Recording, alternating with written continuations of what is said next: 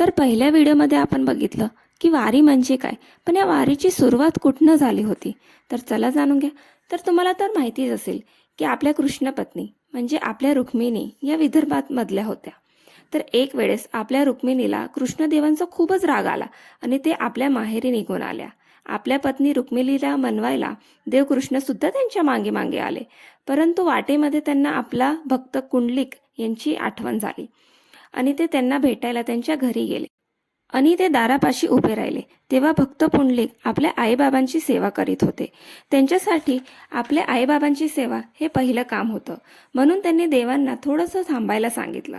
हे बघून देव हरवून गेले आणि एक विटेवरी उभे राहिले. तेव्हा त्यांचं एक सुंदर रूप जगासमोर आलं आणि हे रूप बघायला अनेक देवदेवता तिकडे जमले. आणि तसंच महादेव सुद्धा आपल्या पत्नी पार्वती, पुत्र गणपती आणि नंदीसह हे दृश्य बघायला कैलास पर्वतवरनं पायी वारी करत निघाले. तेव्हापासून वारीची सुरुवात झाली. तर असं म्हटलं जातं की पहिली वारी ही महादेवांनी आपल्या कुटुंबासह केली होती. बोला जय श्री हरी विठ्ठल.